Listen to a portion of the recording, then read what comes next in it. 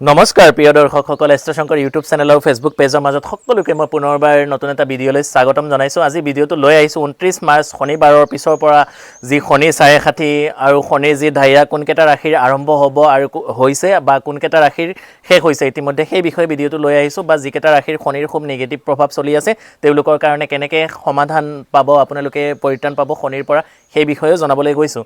গতিকে আপোনালোকে যিকেইটা ৰাশিৰ শনিৰ 7.5 চলি আছে সেই ৰাশিকেইটা হ'ল মকৰ ৰাশিৰ অলৰেডি 29 তাৰিখৰ পিছৰ পৰা মকৰ ৰাশি সম্পূৰ্ণভাৱে মুক্তি লাভ কৰিবলৈ সক্ষম হৈছে। কুম্ভ ৰাশিৰ চলি থাকিব আৰু 2.5 বছৰ, লগতে মীন ৰাশিৰ আৰু 5 বছৰ 7.5 আছে, লগতে মেষ ৰাশিৰ আৰম্ভ হৈছেহি, আপোনালোকৰ 7.5 বছৰ আছে আৰু কৰ্কট ৰাশিৰ ইতিমধ্যে শনিৰ যি ধাইয়া 2.5 বছৰৰ শনিৰ ধাইয়া শেষ হৈছে, বৃশ্চিক ৰাশিৰ ধাইয়া শেষ হৈছে, ধনু ৰাশিৰ ধাইয়া আৰম্ভ হৈছে আৰু লগতে সিংহ ৰাশিৰ ধাইয়াও আৰম্ভ হৈছে। তো ধাইয়া আৰু 7.5 বহুত টাফ বা কষ্টকৰ যিসকলৰ যায় তেওঁলোকে অনুভৱ কৰিব পাৰে। গতিকে শনিবাৰ দিনকেইটা যদি আপোনালোকে খুব ধুনীয়াকৈ চাত্বিকভাৱে জীৱন যাপন কৰিব পাৰে, যিকেইটা ৰাশিৰ 7.5 বা ধাইয়া চলি আছে ক'লোঁ তেওঁলোকৰ কাৰণে খুবেই বেছি ভাল হ'ব।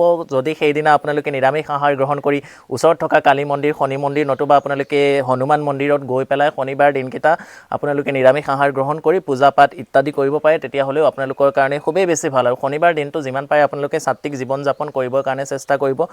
ল'ৰা মানুহ বা দাদা ভাইটিসকলে আপোনালোকে সেইদিনা চুলি দাড়ি নাকাটিব, বাইদেউ ভণ্টিসকলে পাৰ্লাৰ নেযাব, তেতিয়াহ'লে চাব শনিবাৰ দিনকেইটাৰ পৰা আপোনালোকে বহুত বেছি শুভফল পাবলৈ সক্ষম হ'ব। কেৱল মাত্ৰ আমাক এটা গ্ৰহই জীৱনত বহুত বেছি আগুৱাই দিব পাৰে, সেইটোৱে হৈছে শনি গ্ৰহ। আৰু শনি যদি খুব বেছি বেয়া হয় আপুনি যিমান কষ্ট নকৰক কিয় সেই অনুপাতে কেতিয়াও ৰিজাল্ট বা ফল আপুনি পাবলৈ সক্ষম নহ'ব। যদিহে আপোনাৰ জন্মচক্ৰত শনিদেৱ খুবেই দুৰ্বল হয় বা খুবেই তেওঁ পীড়িত হৈ যায়, তেতিয়াহ'লে আপোনালোকে ইয়াৰ পৰা বহুত কষ্ট পাবলগীয়া হয়। গতিকে আপোনালোকে যদিও সেইখিনি কৰিব নোৱাৰে, প্ৰত্যেকৰ ঘৰত আমাৰ সকলোৰে ঘৰত এজোপা তুলসী গছ থাকে। গতিকে শনিবাৰ দিনটো আপোনালোকে নিৰামিষ আহাৰ গ্ৰহণ কৰি সন্ধিয়া বেলি দুবাৰ পিছতো যদি আপোনালোকে তুলসী গছৰ গুৰিত আপোনালোকে তিল তেলেৰে নতুবা আপোনালোকে খাটি সৰিয়হৰ তেলেৰে ক'লা শলিতা বা বগা শলিতাৰে আপোনালোকে এগছি চাকি আগবঢ়াব পাৰে। সেনেকুৱা 19টা শনিবাৰো যদি আপোনালোকে মানিব পাৰে তেতিয়াহ'লে আপোনালোকৰ কাৰণে খুবেই বেছি ভাল।